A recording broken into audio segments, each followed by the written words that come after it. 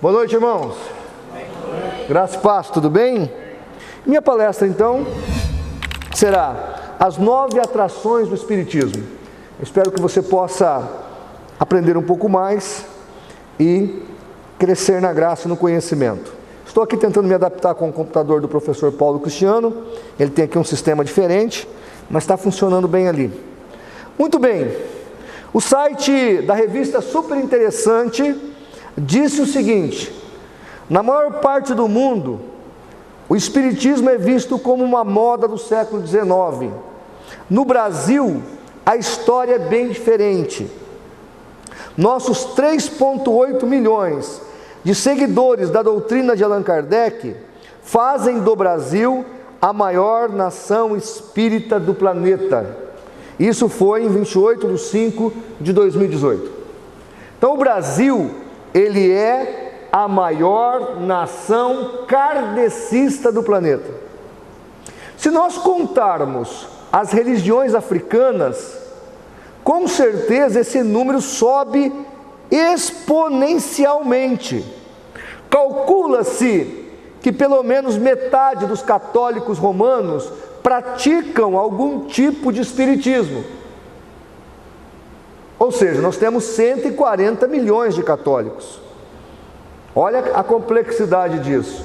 Se nós somarmos a esse número as igrejas neopentecostais que praticam o espiritismo, vai dizer: pô, pastor, que igreja que é essa? Olha, simples. Uma igreja que distribui sal grosso não é uma igreja evangélica, é uma instituição espírita. Uma igreja que distribui espada benzida é o quê? É um sincretismo com as religiões africanas. Eu até fiz uma entrevista com o Babalorixá aqui em São Paulo. Não foi com o demônio, não, foi com o Babalorixá, o teólogo do Candomblé. E ele falou assim para mim: bom, algumas das igrejas aqui brasileiras crescem porque elas roubaram, usurparam as nossas práticas. Imagine você ouvir uma coisa dessa, um Babalorixá do Candomblé dizer que foi furtado nas suas atividades de candomblé. Então ele fala, inclusive as campanhas de algumas igrejas têm a ver com os nossos orixás: o orixá da água, o orixá da prosperidade, o orixá da fertilidade, o orixá da alegria. Veja, quem falou isso foi um teórico e um teólogo do candomblé. O centro dele aqui em São Paulo é num bairro nobre. Você foi comigo, Paulo, naquilo lá? Não, só foi o Dalton, né? É num bairro nobre aqui de São Paulo. A casa dele atravessa de uma rua para outra, porque aqui em São Paulo não tem lugar, como lá no interior, que o pessoal tem aquelas chácaras para fazer os trabalhos, os ebós deles, né? Cada cômodo da casa ali tinha um ebó. Então, irmãos, só estou contando isso para você entender o poder e a força do esoterismo brasileiro. O Brasil é uma nação mística. Quantas vezes você está na casa de um crente, almoçando, jantando, né? Cai uma colher no chão. O que falam? Vai chegar uma mulher. Aí o irmão fala para o outro: que tosse é essa, irmão? Será que virou pneumonia? Aí o irmão fala: Deus me livre. Já viram isso? Então, irmãos, sem contar que tem irmãos que têm assim o coração ainda perdido na magia e nesse esoterismo. A minha avó, por exemplo, que me criou, via na igreja, foi batizada, tomava ceia, tudo. Quando eu, na adolescência, eu não era crente ainda, eu peguei cachumba, mas a minha avó já era crente. O que a minha avó fez? Colher de madeira na minha cachumba. Isso tudo, irmãos, é a complexidade do misticismo que o nosso povo está envolvido. Nós somos, eu vou repetir, a maior nação espírita do mundo. Do mundo. Isso é palpitante e até um tanto desesperador. Precisamos nos alertar quanto a isso. E precisamos tirar o esoterismo do nosso coração. Quando o povo saiu do Egito, eles infelizmente levaram o Egito junto. Demorou quase 1000 anos, só depois do cativeiro babilônico é que aquele povo parou de ser idólatra. Então o Brasil tinha aqui os índios, cheio de xamantismo, animismo. Vieram para cá os portugueses, que tinham vencido os muçulmanos nas guerras que tinha na Europa ali em Gibraltar, Espanha, Portugal, que era um catolicismo extremamente fanático. E depois vieram o povo da África, os negros da África, com seus rituais africanos. Aí você junta isso tudo nesse caldeirão, né? Religiões africanas, religiões xamânticas aqui do nosso Brasil, mais o catolicismo fanático dos portugueses, nasceu o quê? Nasceu o Brasil. O Brasil, irmãos, além de tudo, é um país extremamente esotérico. Por isso que as igrejas que fazem adivinhação são cheias. Na minha cidade, por exemplo, tem uma igreja lá que o menininho senta no banco e ele fica fazendo revelações. Lotada a igreja. Tem um outro indivíduo lá que ele adivinha até a carteira de identidade, o número da sua carteira de identidade no seu bolso. E ele entra de vermelho, parece o capeta. Não é o senhor não, pastor. Mas terno vermelho, pastor. Pastor Elias, terno, eu vou mostrar para o senhor a foto. Terno vermelho, tem 2 pastores de vermelho aqui, mas não é esse vermelho, é terno, pastor. A camisa é branca, o terno todo vermelho e a gravata vermelha. O cara ali com um lenço vermelho também. RG 40 52 520 432 00 SSP, acertei? Graças a Deus. Né? Não. Aí é pior do que a macumba, né? Porque se o vermelho dos irmãos for do PT, é pior do que o candomblé. Mas então, irmãos, brincadeiras à parte, isso tudo é o quê? Uma espécie de espiritismo. Nós vivemos pela fé. Nós somos o povo que vive pela palavra. Nós não temos o esoterismo como prática, porque a nossa vida é pela fé. Nós cremos por isso. Eu conto mais isso e já vou continuar aqui minha palestra. Um dia eu fui numa vigília, para você ver o poder do esoterismo. Cheguei naquela vigília, me convidaram para orar, uma mata bonita, bem limpinha, estava uma noite escura, sem lua. E eu já cheguei, já fui dobrando meu joelho para orar. E os irmãos, todo mundo ciscando.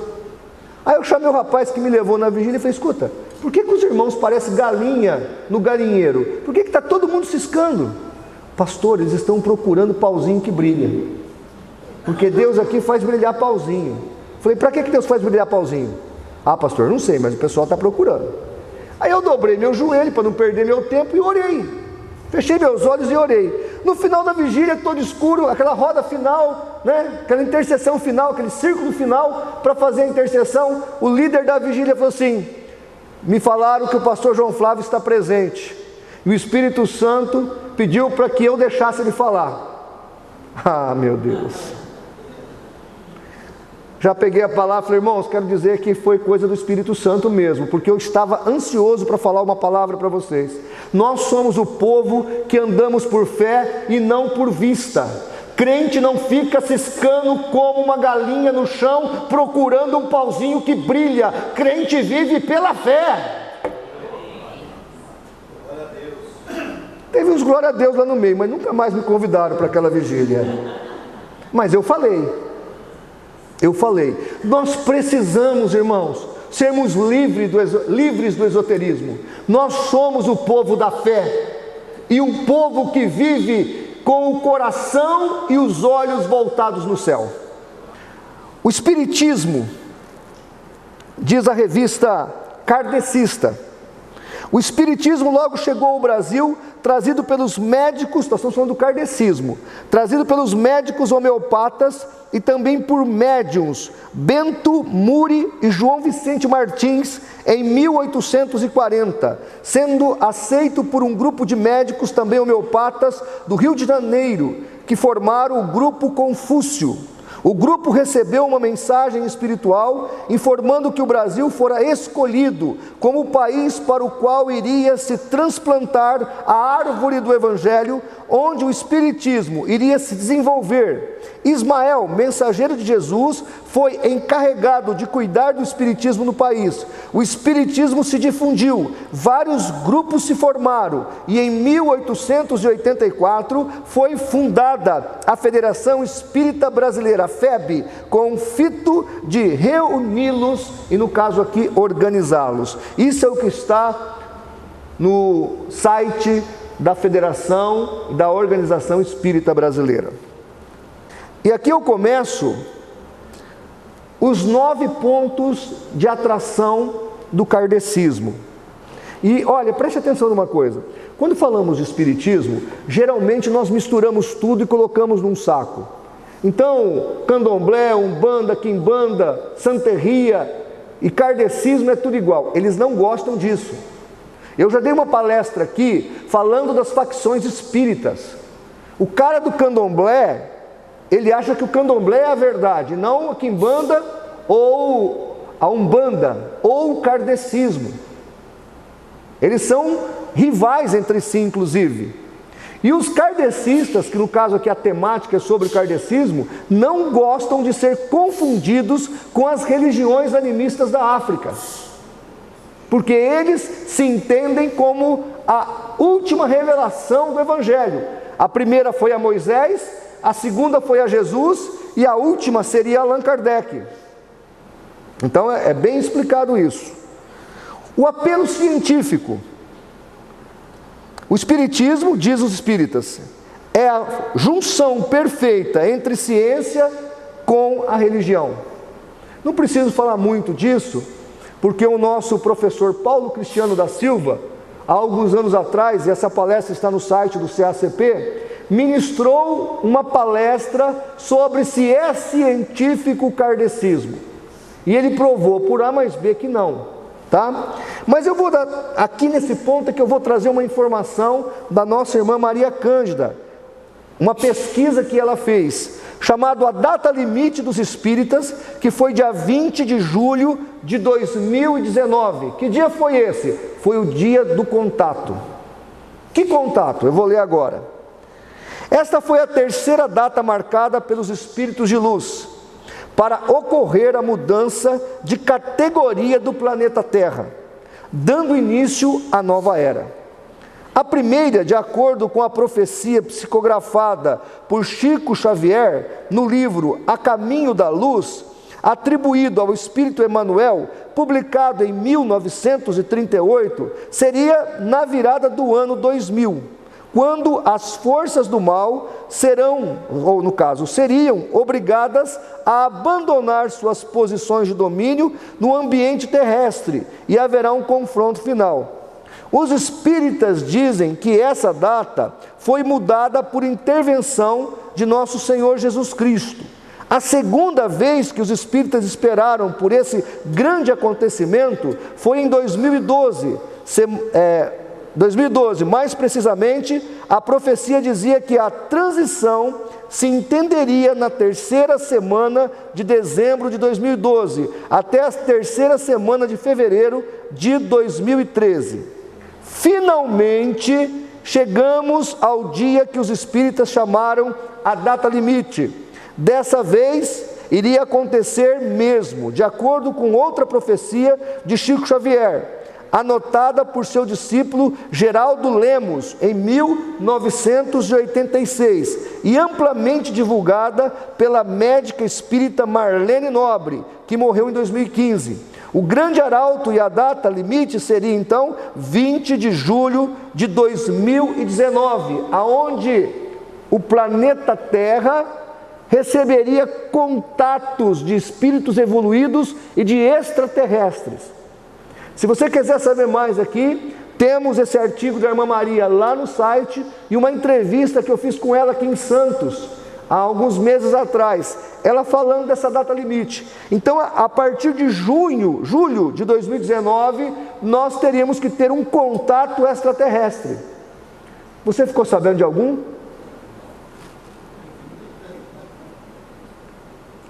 Você ouviu alguma notícia aí? Porque não sei se você assistiu ou já assistiu Jornada nas Estrelas, Star Trek.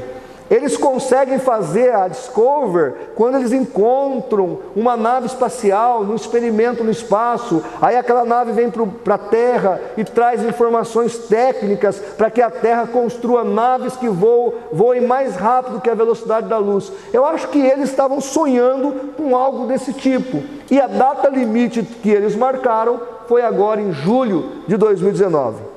Vocês se lembram de algum jornal publicando isso? Alguém entrou em contato aí? Não, né? O senhor entrou? Não também? Ou seja, isso é uma falsa profecia? Sim. Ou seja, de científico, o Espiritismo tem muito pouco. Apelo cristológico. Sobre João 1:1, ou sobre Jesus, né? Kardec escreve: no princípio era o Verbo estava com Deus, o Verbo era Deus. Primeiramente, é preciso notar que as palavras citadas são de João e não de Jesus. Veja, está falando sobre a divindade de Cristo.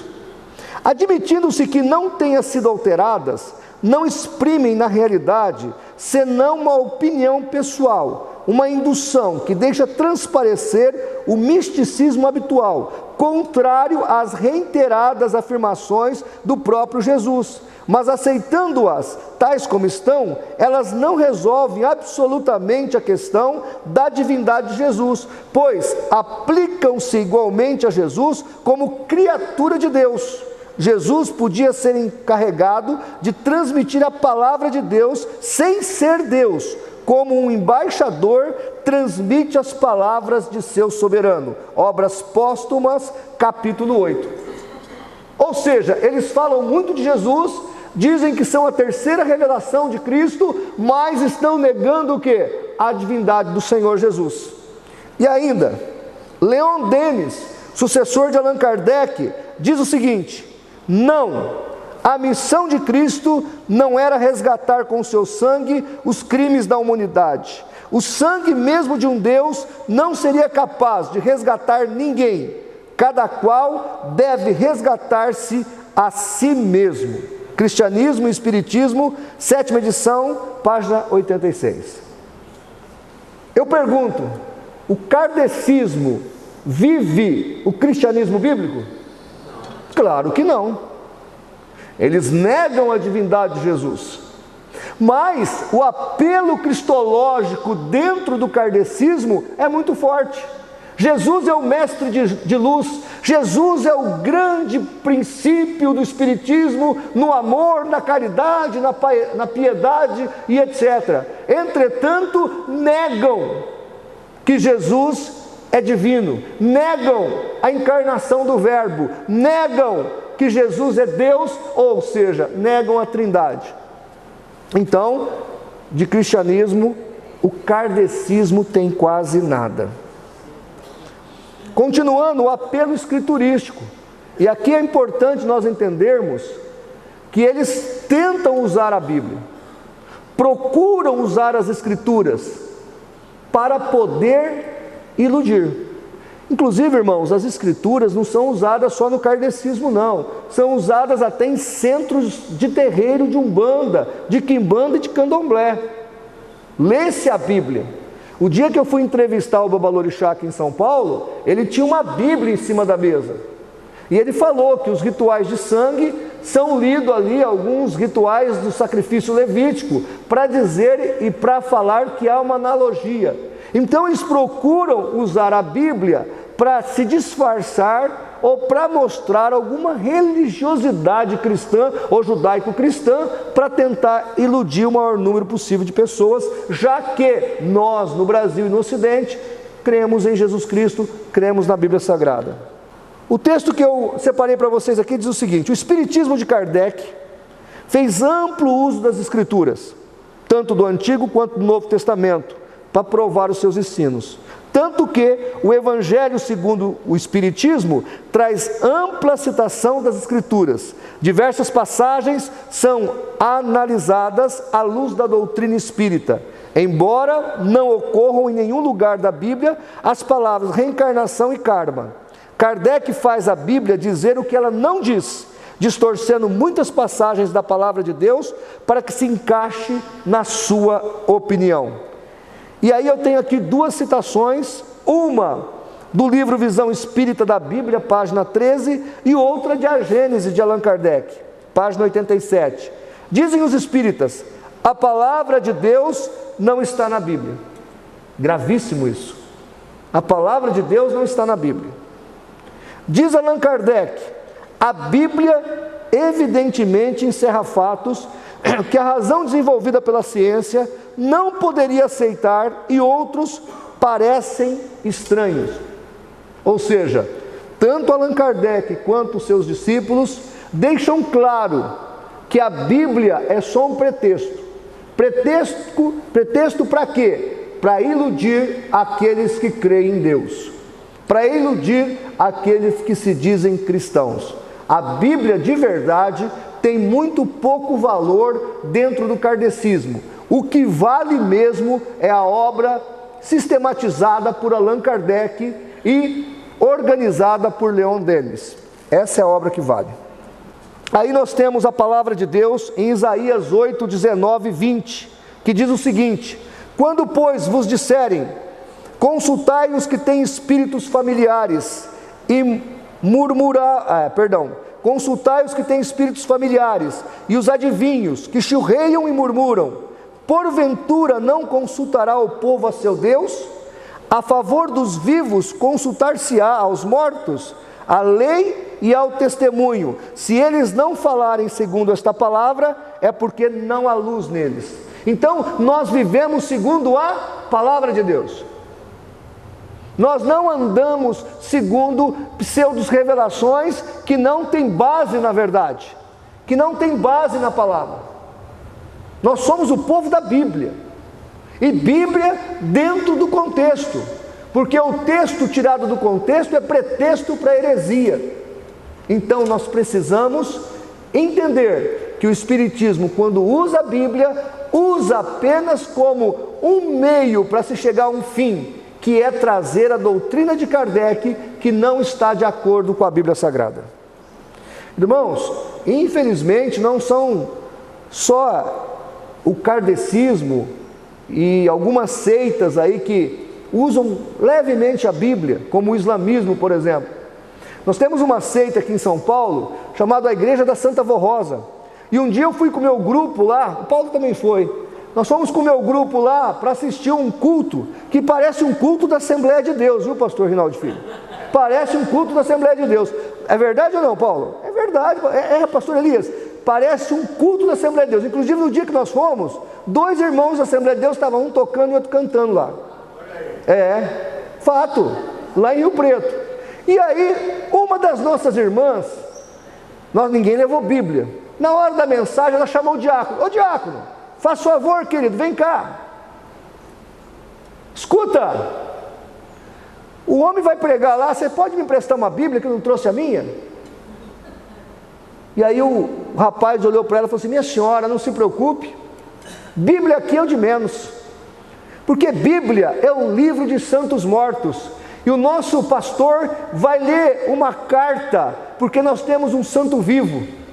Nós não precisamos dos santos mortos, só para corroborar, para contribuir, mas nós temos um santo vivo. E aí foi lido a carta do irmão Aldo, aquele sabe, que saiu na Record, procura lá, dá um Google lá depois, que faleceu já.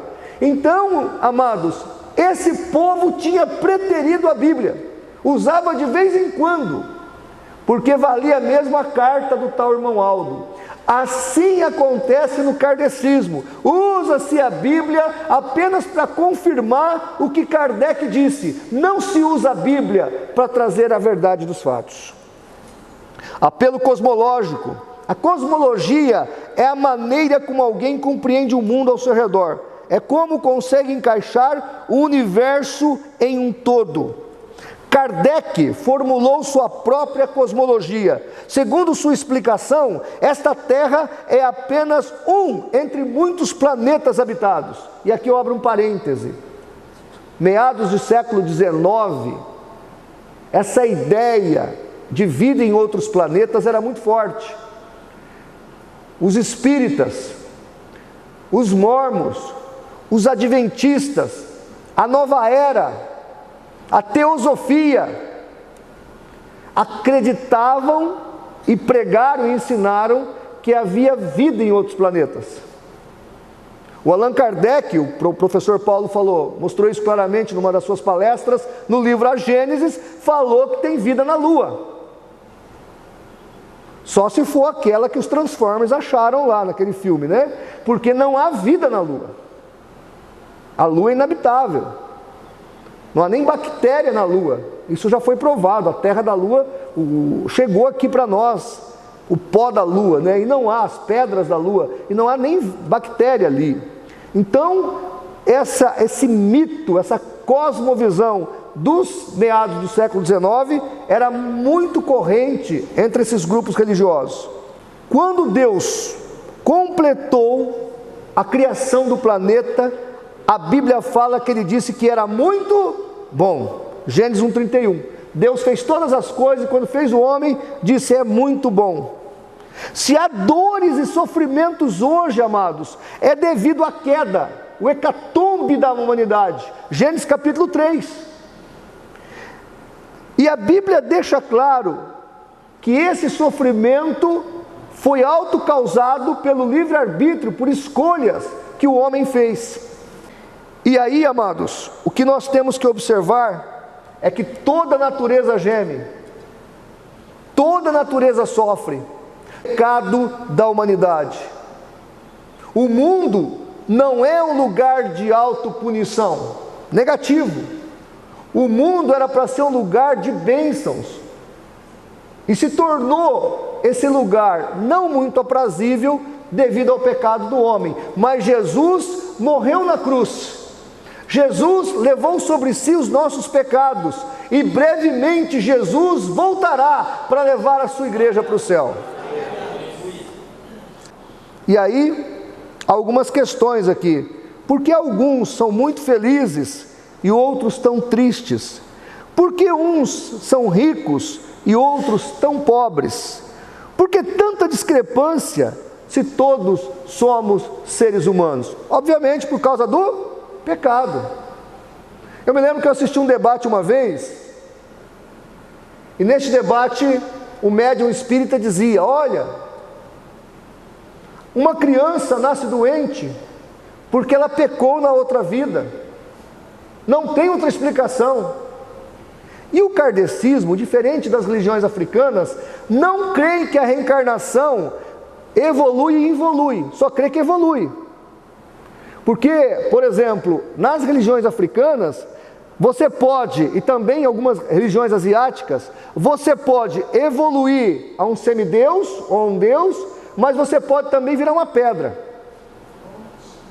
Pode evoluir tanto para frente quanto para trás. No kardecismo não. É só o homem que evolui. E aí o debatedor então pegou no seu bolso algumas fotos e perguntou para o médium espírita: que pecado fez esse boi de 2 cabeças? Por acaso ele pulou a cerca na outra vida? Que pecado fez essa galinha de 3 asas? Que pecado fez essa cobra de 2 guizos? Que pecado fez esse cachorro de 3 patas? E foi mostrando ali para aquele médium espírita. Aí o cara ficou um pouco nervoso, desapontado com o que ele estava vendo, porque realmente o argumento dele não era substancial.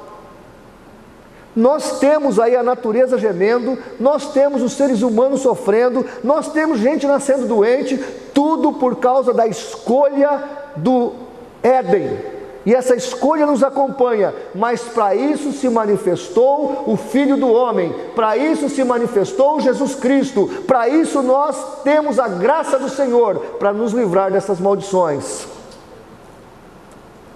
Muito bem, Aí eu citei Romanos 8, 22 e 23, porque sabemos que toda a criação geme e está juntamente com dores de parto até agora, e não só ela, mas nós mesmos, que temos as primícias do Espírito, também gememos em nós mesmos, esperando a adoção, a saber, a redenção do nosso corpo. Haverá um dia que haverá uma redenção de tudo, todo o universo será redimido, tudo será refeito, e nós viveremos numa outra existencialidade preparada por Deus através de Cristo Jesus. Então, nós não precisamos de instrumentos inventados, ideologias inventadas, para podermos responder a esses questionamentos. A palavra de Deus, ela responde todas essas questões. Um outro argumento, e eu estou aqui citando os argumentos, é o apelo emocional. Imagine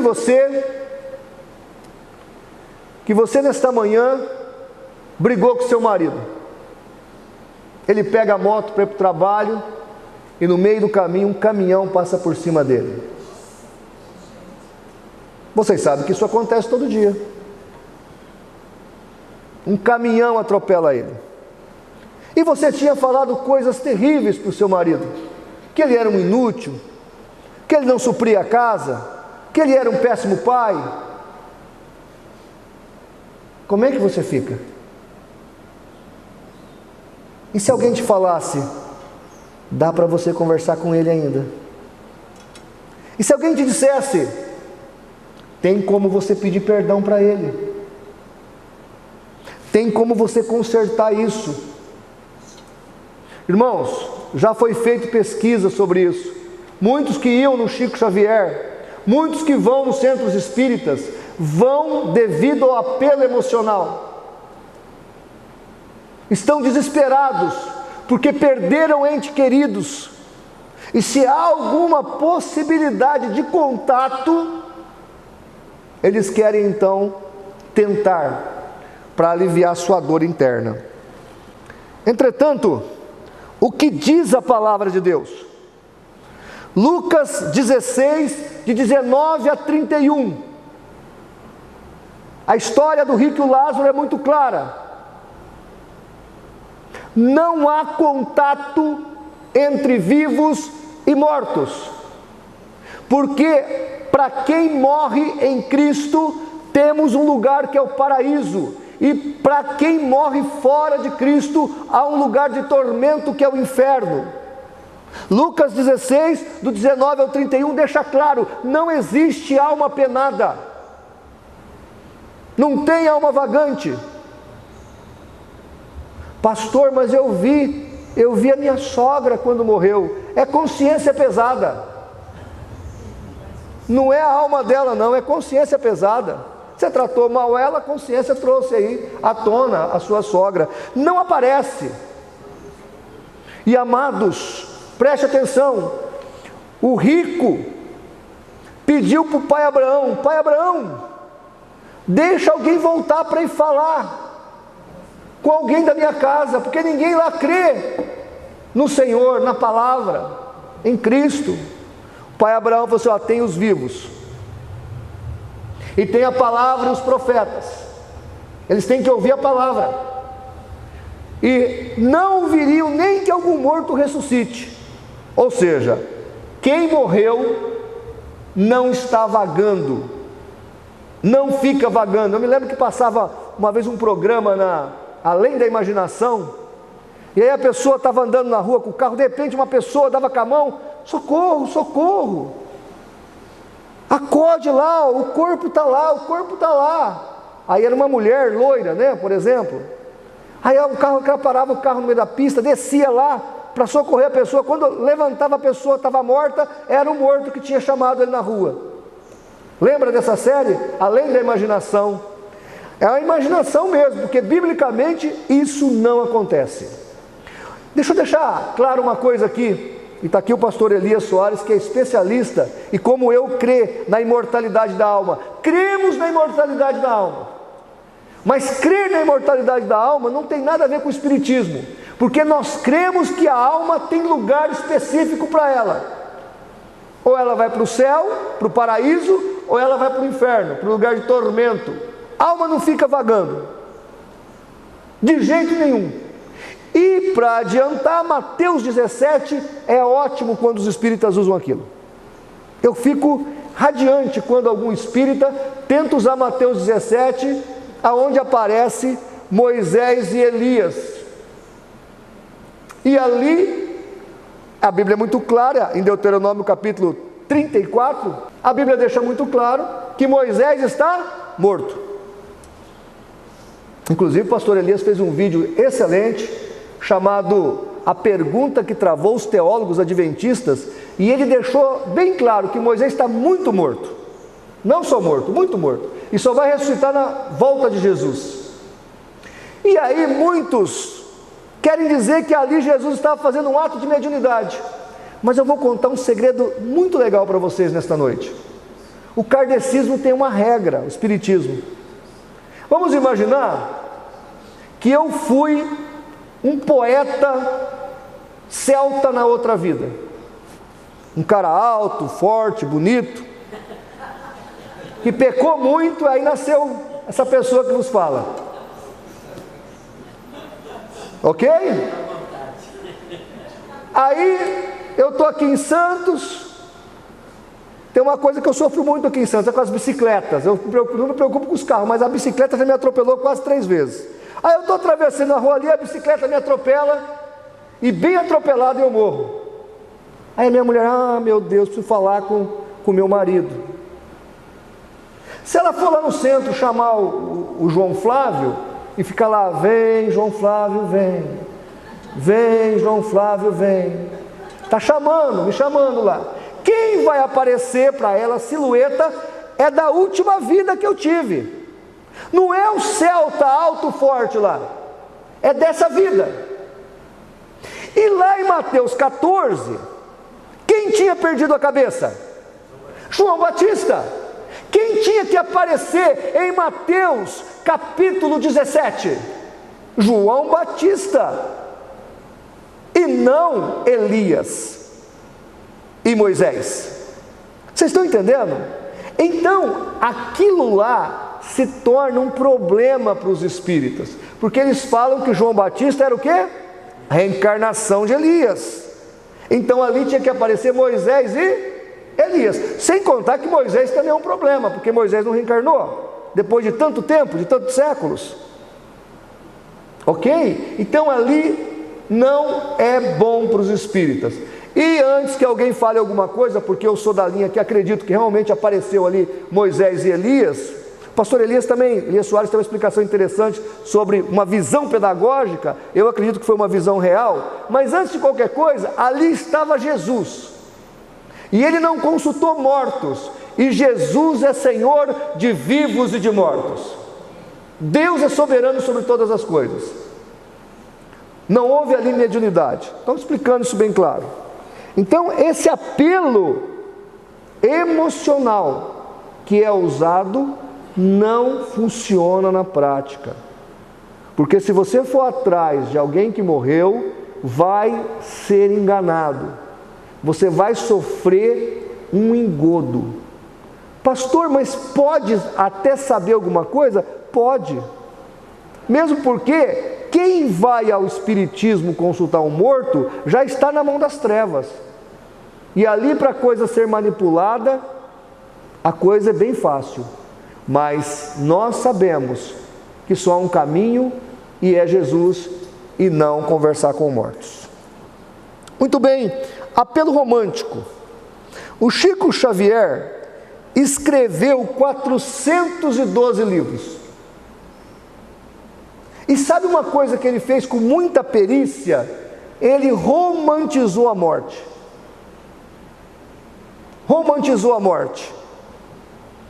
Então aquela pessoa que morreu voltava numa outra vida à procura da pessoa amada, da outra existência, e às vezes achava. E aí ele começa a escrever sobre esses romances reencarnacionistas de outras vidas, e ele escreve muitos livros. Eu tenho dezenas de livros lá escritos sobre esses romances.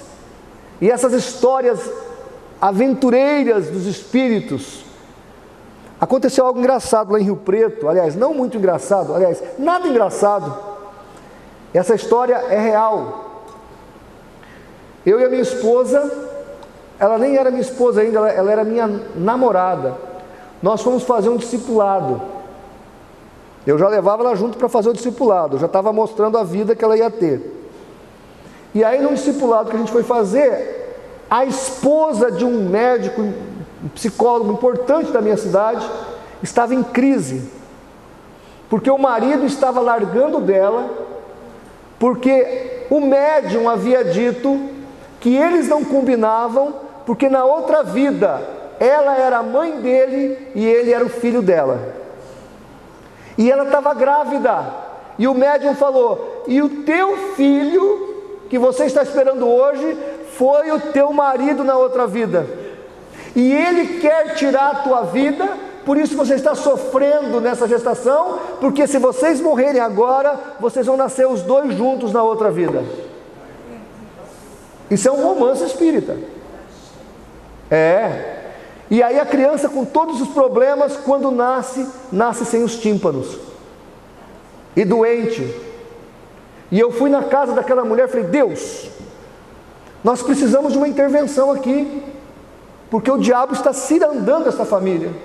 E a criança tinha Unimed, tudo, tinha raio-x, até hoje a mãe parece que tem os raios-x e tudo. A criança não tinha tímpano, pastor Natanael, o senhor que é dentista, conhece bem o crânio humano, não tinha os tímpanos, não tinha nada aqui, era oco, os dois ouvidos. E depois que eu fiz a oração, eu e a minha esposa, numa visita de rotina, porque a criança começou a chorar muito, descobriu-se que os tímpanos estavam lá. Deus restaurou os tímpanos do menino. Essa mulher se converteu e hoje é mulher de um presbítero. Esse é o Deus que nós servimos. Esse é o Deus glorioso. Porque, irmãos, quando estamos combatendo as trevas na área do espiritismo, tem que ter oração, viu? Não é só conhecimento teológico, não. Tem que ter conhecimento teológico, tem que ter conhecimento teórico, que é o que vocês estão adquirindo aqui, mas tem que ter joelho no chão também. Tem que ter vida com Deus. Porque naquele momento era uma guerra dos deuses.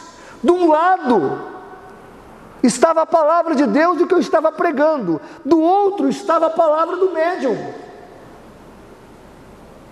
E eu falei: Senhor, o Senhor tem que fazer um milagre aqui, porque senão a minha palavra não vai ter peso. E Deus curou e restaurou os tímpanos daquele menino. Hoje aquele menino, acho que é engenheiro, ou advogado, eu sei que ele virou um doutor lá. O menino é uma bênção, e ela é esposa de um presbítero. Deus é fiel, irmãos. E se a igreja crê no poder do Evangelho, não tem esoterismo que segura o poder de Cristo. Alguns filmes espíritas aí nessa questão de romance, eu estou terminando. Olha só, filmes brasileiros. O Nosso Lar. Esse Nosso Lar é essa romantização do kardecismo. Kardec, está no cinema ainda, eu ainda não tive tempo de assistir. É a história de Allan Kardec. Filme brasileiro. Um outro filme brasileiro, A Vida Continua. Olha aí quantos autores brasileiros, inclusive o Lima Duarte. O Brasil produz uma grande gama de filmes espíritas. O espiritismo é romanceado. A morte se torna uma aventura. Eu tenho um livro espírita lá em casa que diz o seguinte: morrer é uma grande aventura. Eles querem filosofar e romantizar a morte. Violeta na Janela também. Apelo filantrópico. Diz um espírita famoso, eu tirei de uma revista espírita: a razão do crescimento do kardecismo no Brasil após 1950 foi a ênfase na caridade. Então o kardecismo, ele realmente trabalha muito com a caridade. E eu não acho que nós não devemos,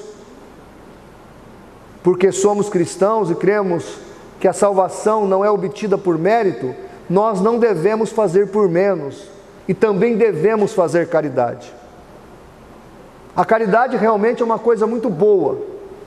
Agora, o espírita acredita que a caridade é um degrau. Cada ato de caridade é um degrau para chegar no céu, ou para chegar numa evolução espiritual perfeita. O que nós vemos? Nós vemos que a palavra de Deus fala ao contrário: pela graça sois salvos. Isso não vem de vós, porque é por meio da fé, é dom de Deus, para que ninguém se glorie. E o versículo 10 fala assim: porque somos feitura sua, criados em Cristo Jesus para as boas obras, as quais Deus preparou para que andássemos nela. Porque somos salvos, temos boas obras.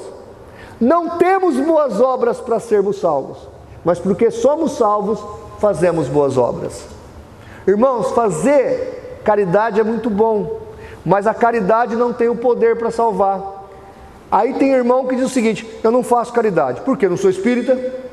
Vamos ajudar os irmãos com uma cesta básica. Eu não sou espírita. É você que tem que fazer a caridade. Faça a caridade. Ajude. O nosso pastor Natanael Rinaldi de vez em quando visitava os irmãos, levava uma oferta, ajudava. Eu sei dessa história. A igreja, graças a Deus, nós temos lá assistência social. Todas as famílias carentes são assistidas. Irmãos, nós podemos fazer caridade. Agora, a caridade não tem o poder para nos salvar, mas porque somos salvos em Cristo Jesus, fazemos boas obras. Apelo de cura. Um dos elementos muito fortes do kardecismo é o curandeirismo. Pastor Joaquim de Andrade vai falar do João de Deus, que agora ninguém quer mais ele. Antigamente o católico falava: o João de Deus é católico. O espírita falava: não, ele é espírita. Os espíritas, ele é kardecista. E agora, o católico fala: ele nunca foi católico. O kardecista nunca foi da federação. Agora ninguém mais quer o João de Deus, porque virou o João do capeta, né?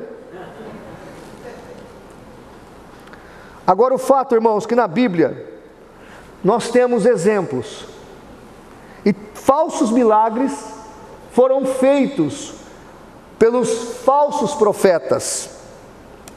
No livro de Êxodo, por exemplo, temos o confronto entre Moisés e os magos do Egito. Pelo menos 3 milagres realizados por Moisés, sob o poder de Deus, foram imitados pelos magos. A vara que se transformou em cobra, Êxodo 7, de 10 a 12. A água do rio que virou sangue, Êxodo 7, de 20 a 22. E a praga das rãs, Êxodo 8, de 6 a 7. Esses magos copiaram os sinais que Deus fez. O problema é que o faraó não queria que eles imitassem Moisés. O faraó queria que ele desfizesse o que Moisés fez. Isso eles não conseguiram fazer. Paulo fala que pela eficácia de Satanás, que ele viria com essa eficácia, e ele teria poder e sinais, e teria a pachorra de fazer prodígios de mentira. 2 Tessalonicenses 2,9.